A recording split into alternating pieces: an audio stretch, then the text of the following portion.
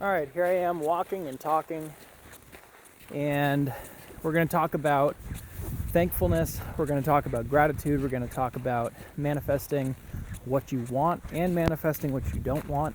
Um, so here we go.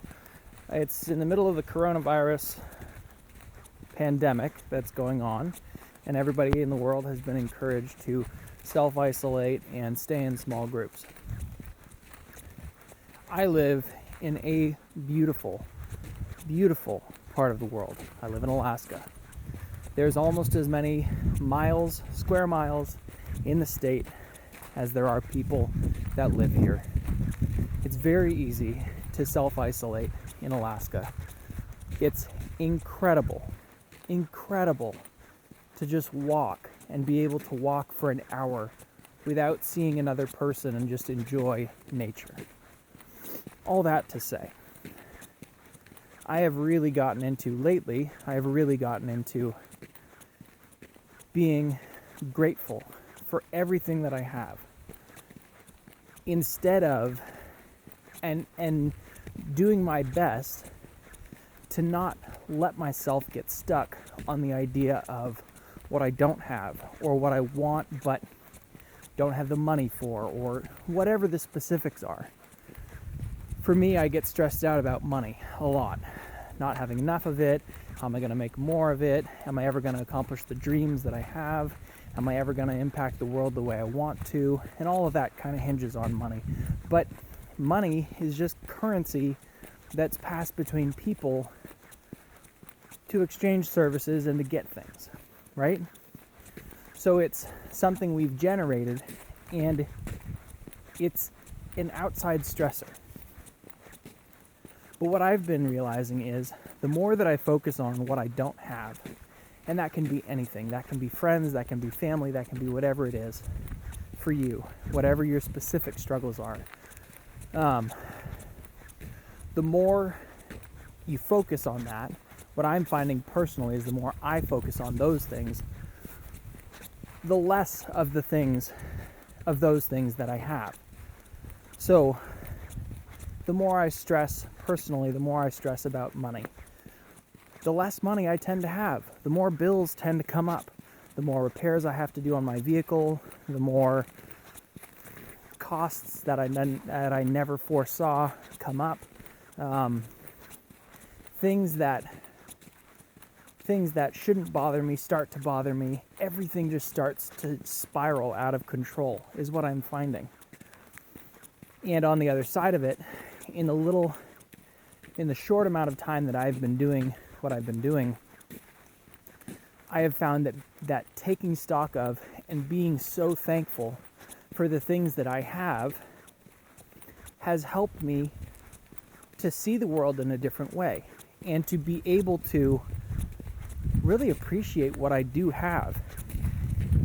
I mean, if we're being honest, I'm talking to you about not having enough money, but I'm richer than 99 point whatever percent of the world by the sheer fact that I have food, by the fact that I have a house that I can live in, that I have clothing, that I have a truck I can drive to work, that I have a job that I can go and work at, that pays my bills, that I have family, that I have friends, that I know what I want to do, that I have skills, that I have tools that I can use, physical tools, and the skills that I've been given and the things that I've worked on.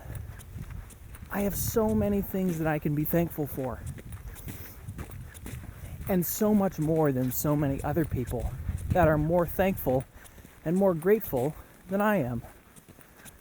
And it's been a great lesson for me, to learn that even though I may not have exactly what I'm dreaming of and what I'm hoping for right now, doesn't mean that I need to miss my life by focusing on how I don't have those things.